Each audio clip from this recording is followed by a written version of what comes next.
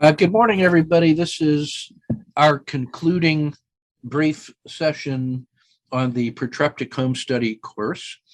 In our first 5 lessons, we traveled the world looking at the deep historical roots of Protreptic, the modernization by Ole Fogh Kirkeby and the team at Copenhagen Business School to bring the Protreptic forward into the modern world, not just as is, but really to understand how that timeless traditional point of view could add value to our modern world. It's not just one for one.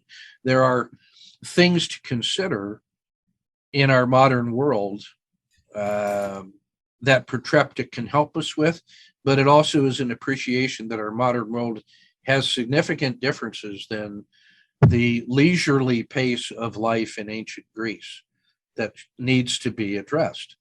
We are much more of an organizational world because of global markets and the speed of communication and the viral nature of change. The pace of modern life, the scope of modern life feels so much larger and immediate with forces beyond our control that the role of organizations to influence and shape and mold our lives is greater than ever before. And so the modern Protreptic recognized that. I think that's the real genius of Professor Kirkeby, was to say, and he says that this is to be understood as the modern reaction or the modern implementation of these core ideas. And so I wanted to challenge Jens to think along with me about what I see as a significant challenge for leaders in organizations who would propose the radical idea of living according to deep values, enduring values in the world. That I think the world has seen quite enough of short-term, quarterly bottom line, purely economic shareholder value as the only corporate value, that we want more, that we demand more of our organizations for the long run. So I think of two different leaders that have challenges that could benefit from Protreptic approach. The easy one to me is the startup, the entrepreneur. We're going to begin the organization's life cycle from day one with a commonly agreed upon set of values that is collectively developed, affirmed, ratified, and then implemented in the world through day-to-day engagement. Now, as hard as that is, that's easy compared to our second leader. The second leader is in an existing organization that has a legacy. It has a history. It has an identity. In some professional settings, like in my own setting as a soldier, a career soldier, there is a by law set of principles and constraints that I must live with and continue to support going forward.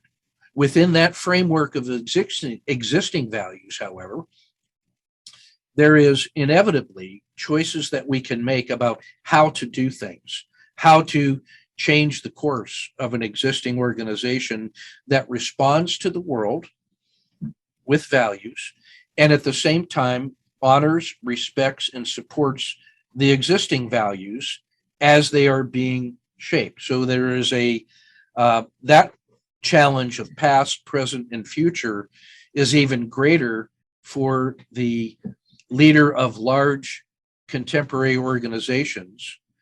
And yet, I would submit that the Protreptic approach is especially suitable for that leader and that organization to get back to first principles, to understand their values at a deep level, but also to modernize that view, much in the same way that Ole Fogh Kirkeby did for the ancient Protreptic, bringing it up to modern times. So in my view and in my experience of 40 years of leading public organizations through transformational change, those are the two leaders that I would like to hear from you and from your experience. What does Protreptic say to those two leaders? The startup leader who is trying to create a team around values to go forward?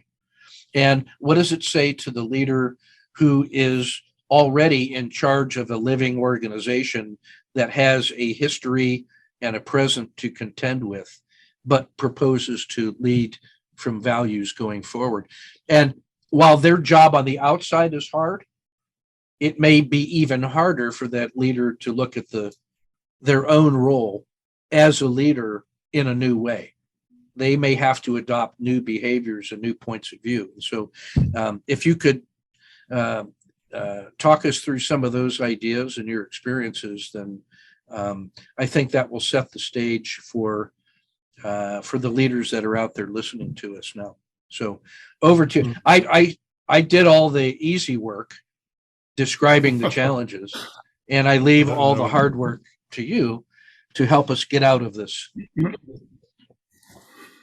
Thank you, Ken. I got inspired from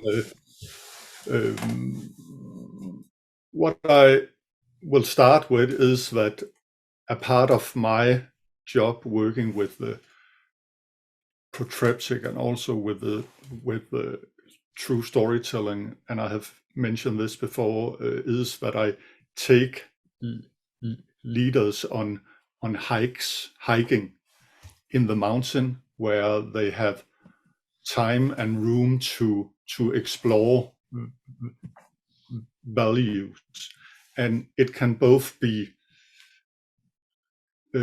leaders from different companies, startups, and sometimes it can also be like teams.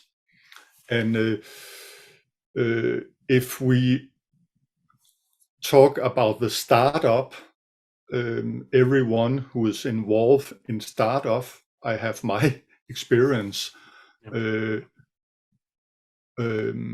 We know that there in a startup, there's a lot of setbacks, there's a lot of failure. You try, and to deal with that without getting depressed and stress, the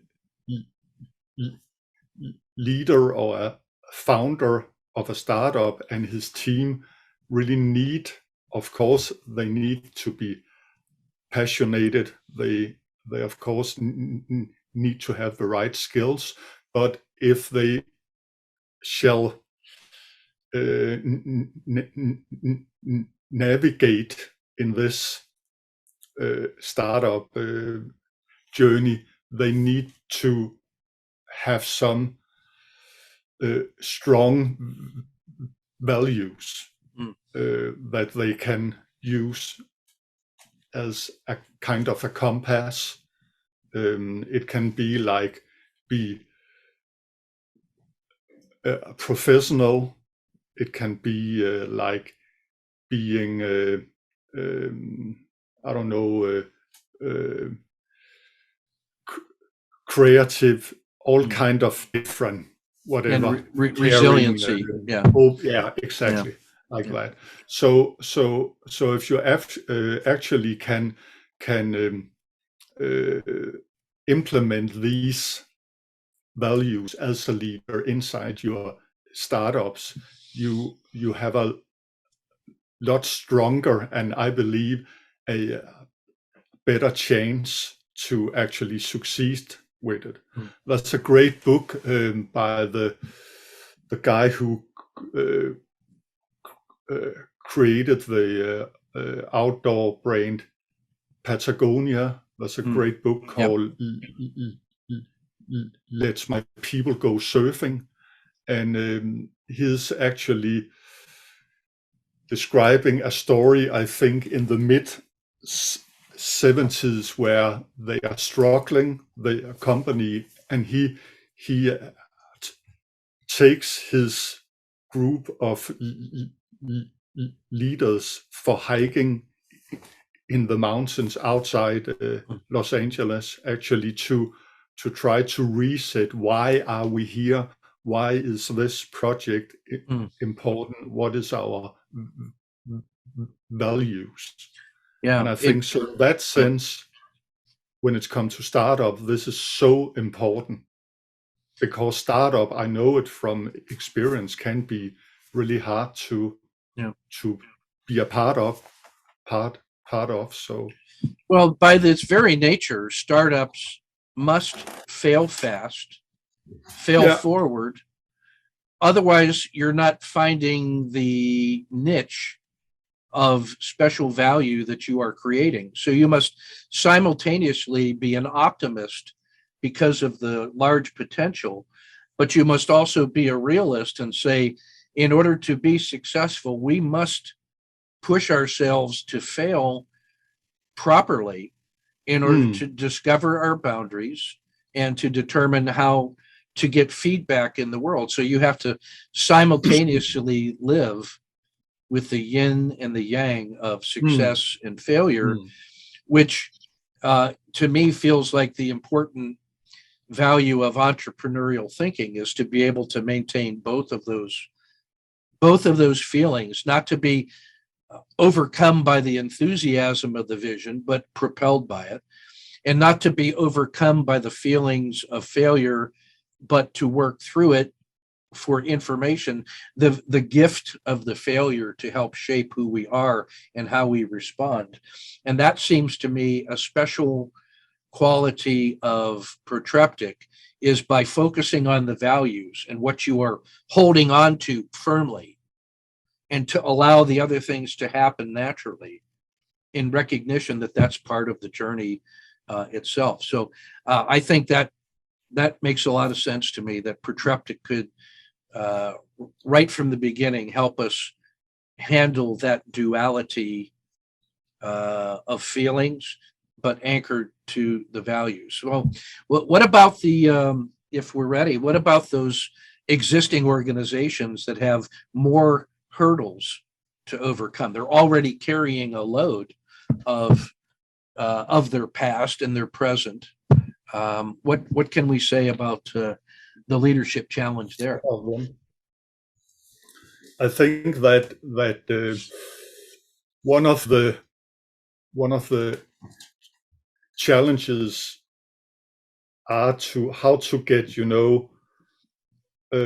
how can the leader, it can be the top group of the leaders, how can they somehow implement values into the organizations, if they have a certain certain amount of values that can be created both as a top down, or it can also be created as a bottom up process. But how can they actually implement it? How can they reach people out there if it's a big organization, perhaps with thousands of people, perhaps 100,000 of people? How can they actually implement the values? That's the whole idea of the first bullet we have, how to lead through others. And actually the Protreptic approach were designed back in the ancient Greek by Aristotle, actually how to learn leaders to lead through others. And that was that Aristotle, he actually teach his leaders to have these kind of conversation, Protreptic conversation, with their own leaders, so that they can have it with their next level. So it's a way to, I have this picture when we throw a stone in water, you know, all the circles will spread out there. So the Protreptic is a way, yeah, to implement values through every layer somehow of the organization. And I know it has been successful in some of the very big Scandinavian brains to use this approach to it. I've So, watched my own organization, the U.S. Army, contend with this through time. If you study the history of our Army, for example, and look back 100 years, in one way, that Army was very, very different based on policies and implementations that reflected society at the time.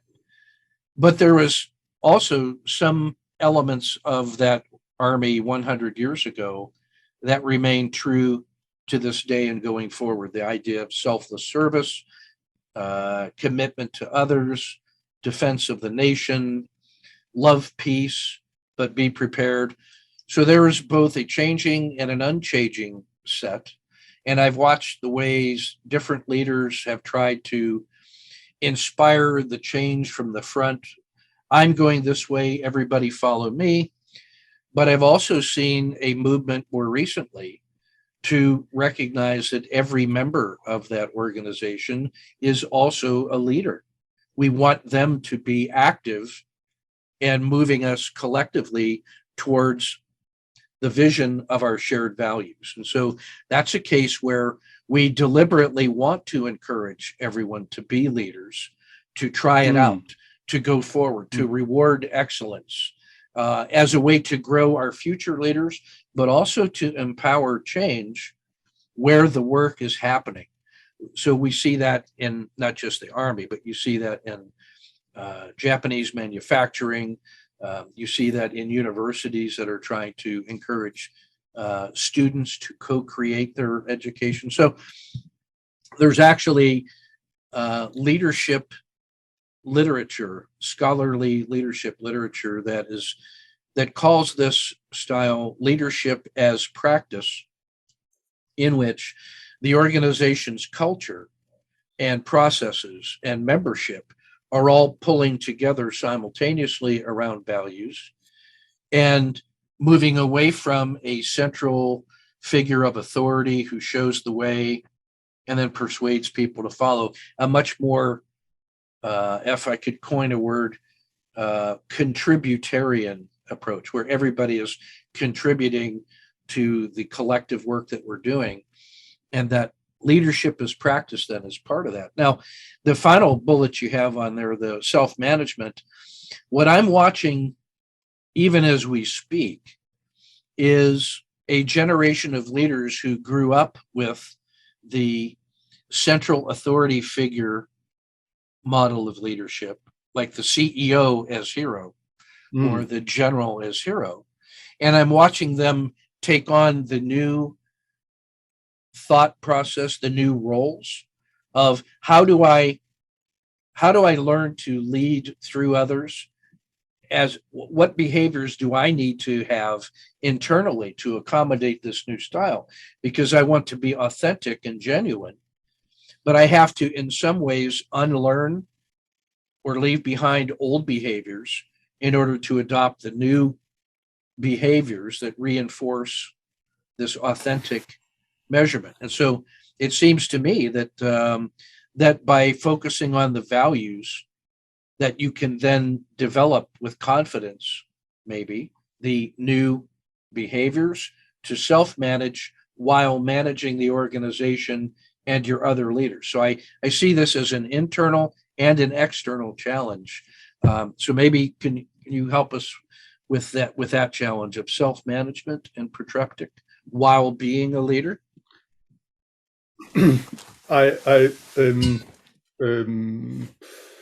a part of here in Europe, just to mention another story, there's a very big company in Holland who work with elderly service, and I think they have like, I don't know, 80,000 people, employees, and only a few leaders. A part of that is that they are organized in teams, and they have implemented some certain values, and they have more the leader is more as a coach somehow.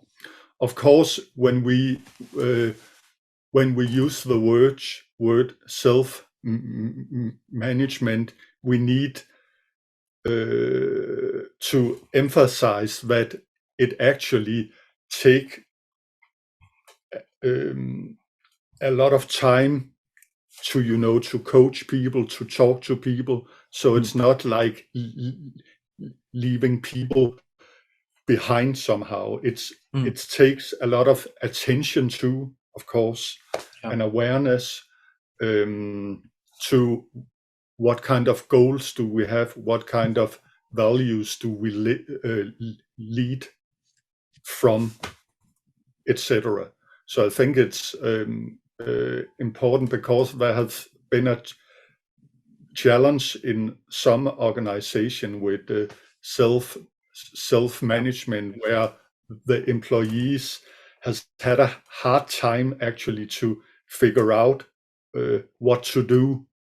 So it's not that kind of self-management. It's just that if you are in the front row as a employee, you actually can somehow act from values, and you actually can make decisions because you have implemented these value inside of you. Of course, you also need all your skills and whatever. Well, what really jumped into my head was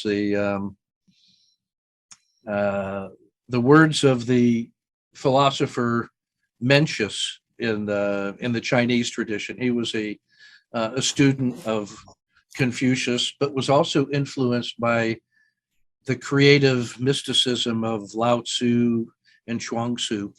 And the ideas of Mencius were to study farmers and growing things. And he said that there are things that you can do to encourage the plant to grow healthy and strong and productive. So you can make a difference in how fast and how well. But what you cannot do in your urgency is to take the little baby rice plant and then stretch it to make it grow faster than it will. That there was some sense of natural order and a rhythm to things that that must be acknowledged and contended with. In our soccer club, for example, one of the favorite sayings of my players is slow is smooth and smooth is fast. That we practice in a way by slowing down and really understanding the movement and the muscle memory and the skill for itself, that if we can be patient to go slow and learn elegance and simplicity, that in the long run turns out to be the fastest way to learn the new skill and bring it into the game, is to slow down, be patient, artful, understanding, and that actually leads to long-term successful change. And it is a reminder in the modern world, where there is a pressure to immediate results. Add to my bottom line right now. What is the payoff immediately? How fast can I lose the weight? No, what we know from weight loss is that it's a lifestyle, and an enduring natural process is the long-term payoff. So that may be one of the biggest challenges of the leader, is that in our urge to move towards full manifestation of the values, that we also accept that there is a maximum sustainable rate of change that must be allowed for and understood. And part, in my view, part of the true storytelling and the protreptic is to have honest conversations about how much change can we accept, how much can we stretch, how much can we rebuild as we go through the changes. That this is why slowing down, talking to everybody, going forward together around the values, but also allowing for growing pains or the challenges of new behaviors, and staying true to that vision and enduring maybe some of the bumpy roads, is part of the challenges that the leader will contend with. Everybody wants, I want the magic bullet right now, and that's not what the protreptic advises us. I think it says you've signed up for a lifelong journey of continuous reflection and hopefully improvement, and that's what, in the long run, is the only successful way to reach that transform goals. So that's what I wanted to say about leadership in action. Any final thoughts for us to inspire our leaders? I actually thought, Ken, that at least here in Denmark, Yeah. we have a need for really good employees in certain areas, engineering, IT, and an important thing for the leader is also to actually create an atmosphere where people think it's meaningful to be, and a way to create that atmosphere is actually to have time and actually to stage some room where we can have good conversation with people, what is important in life and what is important for the organization, but also, and that's what I think has always been my big inspiration from the Protreptic, is that the Protreptic is not only about you and the organization, it's about you, the organization, but the Protreptic 2,400 years ago was a concept which was made for how to create good societies and ethical leaders and organizations. And that's where I actually think that what separate the Protreptic approach from different approaches from coaching and strategy is that it has always this is also about society. It's about doing good for society, and that's I think one of my biggest inspiration why I'm still into this after 16 years of doing. Yeah, I think we're, as you know, I am something of a scholar in the area of organizational change and development. And,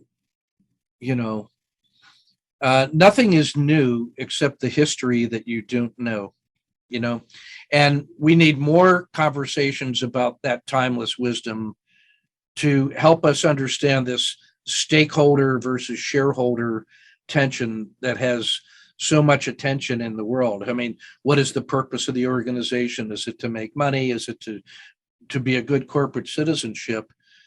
These are not the first time that these ideas have been discussed about. 2,500 years ago, in less busy times, perhaps, people understood that how to live in the world was not just a narrow perspective, that it was really the whole person, the whole society taken together, and that was the subject for all people to talk about in an open and honest way. And that's why I'm excited about the work you're doing with the True Storytelling Institute and this Protreptic. And I want to conclude by saying to the leaders that are out there who would want to try this on, that you can get started right away talking about the important things in life. People will respond in ways that will surprise you and will make a difference. And what I would say is that this course will help you appreciate that personally, conceptually, practically, and that to really get the best benefit from there after you've thought for a while on these things is reach out and talk to Jens. And I don't know if you could do better than that, is to just spend some time with my good friend, which has been so rewarding for me personally and professionally. So I want to just conclude our session today with, again, you're probably tired of me thanking you, but you just have to live with that. That's one of the burdens of being Jens Larsen in the world, is that people thank you for the work you do. And so you just have to live with that. So thanks, my friend. And I'll toss it back over to you for some final remarks. Thank you, Ken. And it has been an honor having this session with you. It has been an inspiration both way. And yeah, and I hope that people will go out there and try to use some of these tools and approaches in their own life, but also as leaders. So thank you here from Copenhagen, Denmark. And thanks to everybody who has hung in there with us all the way. And we look forward to working with you and supporting you in any way that you think that we might help. We're happy to do that. So without further ado, my friend, I salute you. And I'm ready to take next steps, and take good care. And,